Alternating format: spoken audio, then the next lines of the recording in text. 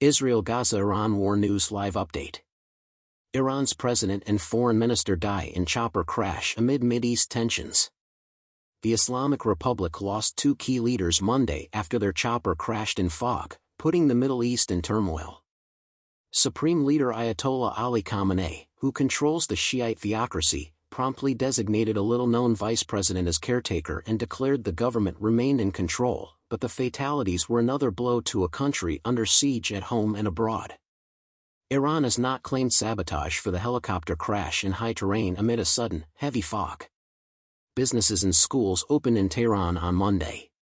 However, uniformed and plainclothes security officers were present. Later that day, hundreds of mourners gathered in downtown Valley Asr Square with Razi posters and Palestinian flags. Men cried while holding prayer beads.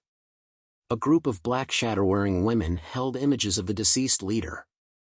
"We were shocked that we lost such a character, a figure that made Iran proud and humiliated the enemies," said 36-year-old Mohammad Beheshti. The crash occurs amid the Israel-Hamas conflict. The confrontation began with Hamas's onslaught, and Tehran-backed Hezbollah fired rockets at Israel. Iran staged an unprecedented drone and missile attack on Israel last month. Razi, 63, was Khamenei's protégé and former judiciary chief. Iran refined uranium closer to weapons-grade levels and supplied Russia with bomb-carrying drones for its Ukraine war during his presidency, worsening relations with the West. Mass protests over the economy and women's rights have plagued his government for years. The crash killed all 8 personnel on a Bell 212 helicopter Iran bought in the early 2000s, according to IRNA.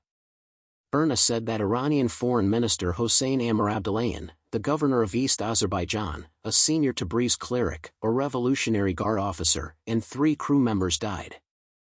Since the Shah, Iran has operated many Bell helicopters. Iranian planes lack parts due to Western sanctions and routinely fly without safety checks. Former Iranian Foreign Minister Mohammad Javad Zarif blamed the U.S. for the tragedy. Zarif told the Associated Press, "One of the key culprits of yesterday's tragedy is the United States, which embargoed the supply of aircraft and aviation parts to Iran and does not allow the people of Iran to enjoy good aviation facilities." While U.S. sanctions have prevented Iran from renewing and repairing its fleet for decades, International Crisis Group Iran Project Director Ali Vaiz said one can't disregard human error and the weather's involvement in this specific tragedy.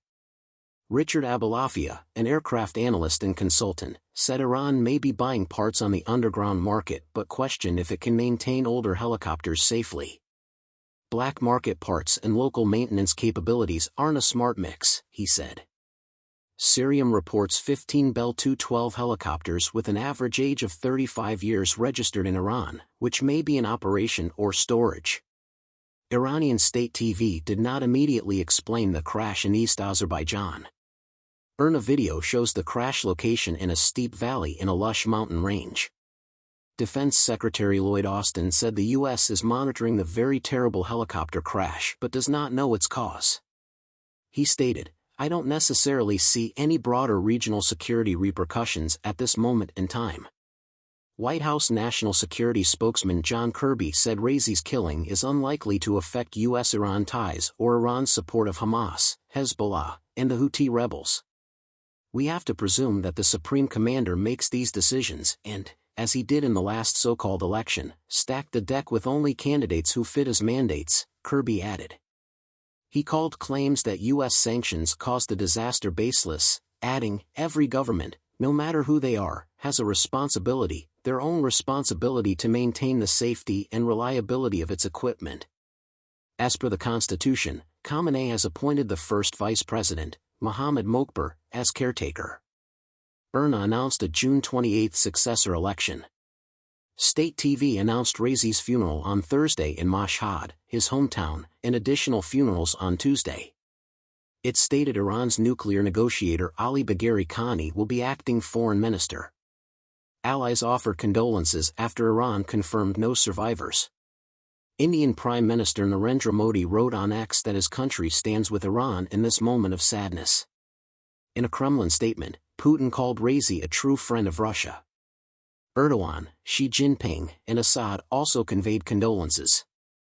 The president of Azerbaijan, Ilham Aliyev, said his country was deeply shocked.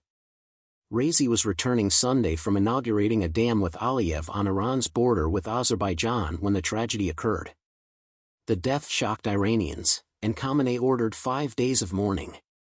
However, the collapse of the rial currency and concerns about regional confrontations with Israel or Pakistan, which Iran exchanged fire with this year, have weighed on many.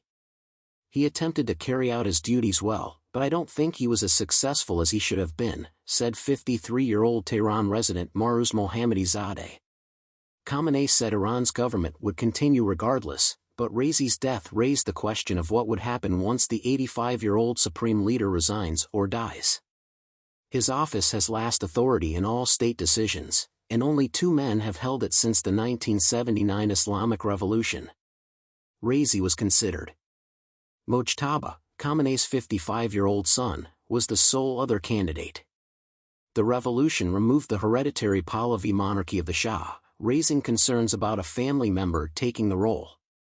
Iran's emergency cabinet meeting pledged to follow Raisi and that with the help of God and the people, there will be no problem with management of the country.